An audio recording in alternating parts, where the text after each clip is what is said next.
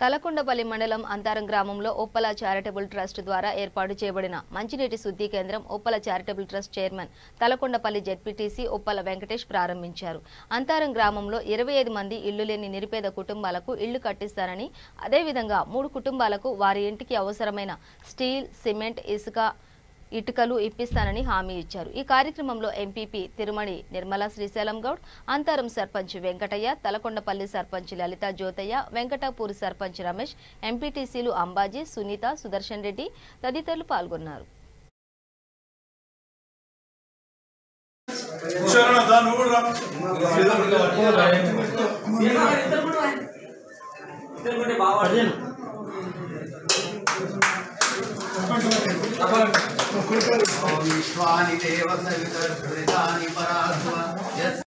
ఇళ్లలో వెలుగులు నింపాలి, వాళ్ళల్లో సంతోషం కనిపించాలి.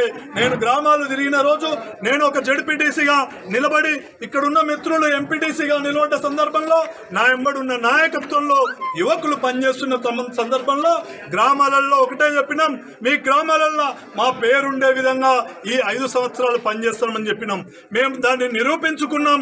2 సంవత్సరాల కాలంలోనే ఏ నాయకుడు, ఏ జెడ్పీటీసీ, ఏ సర్పంచ్, ఏ ఎంపీటీసీ, ఏ ప్రాంతంలో కూడా చేయని వ్యక్తులు ఇక్కడ మన యొక్క కార్యకర్తలు, మన నాయకులు గ్రామాలలో సేవా కార్యక్రమాలు చేస్తున్నామని చెప్పి కూడా ఈ సందర్భంగా తెలియజేస్తున్నాం. గ్రామాలలో ఇచ్చిన మాటలను నిలబెట్టుకున్నాం. ఈ గ్రామాలలో ఆధ్యాత్మిక వ్యవస్థను నెలకొల్పుతానని చెప్పాం.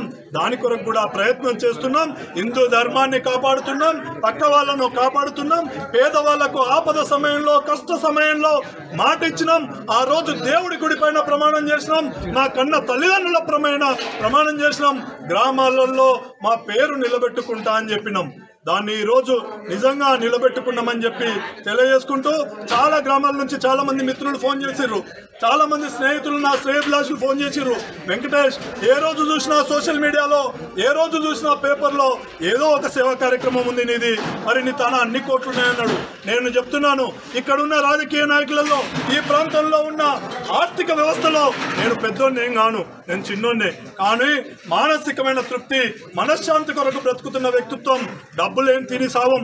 ఈ రోజు పుట్టిన వ్యవస్థ, పుట్టిన రోజే దేవుడు చావునిచ్చిండు.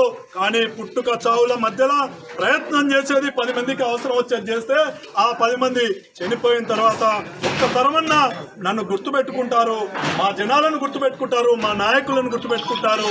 గ్రామాలలో మంచి జరిగే స్వభావము నాకుందనేది ప్రజలు గుర్తించాలని తెలియజేసుకుంటూ, మరి ఈ గ్రామంలో ఈరోజు ఒక 28 ఇండ్లకి సహాయం చేయడానికి పూనుకున్నాం.